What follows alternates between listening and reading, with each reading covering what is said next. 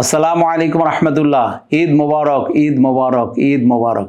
আসমানে ঈদের রাতকে, এই রাতকে আল্লাহ পাক লাইলাতুল জাজা বলে ঘোষণা করেছেন।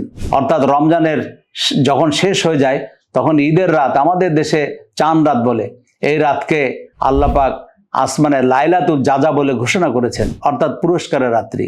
আমরা যে রোজা রাখলাম, সেহেরি করলাম, ইফতার করলাম, তারাবি পড়লাম, এইগুলোর বদলা আল্লাহ পাক এই রাতের দান করবেন। এই জন্য এই রাতকে লাইলাতুল জাজা অর্থাৎ পুরস্কারের রাত্রি বলা হয়। এই রাত্রি যেমন এশার নামাজ জামাতে পড়া চাই, খুব মজবুতের সাথে জামাতে পড়া চাই, ফজরের নামাজ জামাতে পড়া চাই অবশ্যই, এবং রাত্রেবেলা তাসবিহ, তাহলিল, কোরআনে পাকের তেলাওয়াত, দুরূদ শরীফ এবং অন্যান্য সমস্ত আমল কিছু কিছু করে করাই ভালো।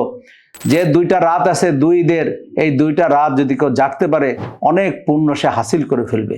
চেষ্টা করি যে আল্লাহ পাক যখন আমাদেরকে পুরস্কার দিবেন আমরা সবাই যেন ঘুমিয়ে না থাকি, তাসবিহ তাহলিলে লিপ্ত থাকি, দোয়ার মধ্যে মশগুল থাকি, যেন পরিপূর্ণ আকারে আমরা জাজা পাই, আমরা পরিপূর্ণ আকারে প্রতিদান পাই, আমাদের পারিশ্রমিক পাই।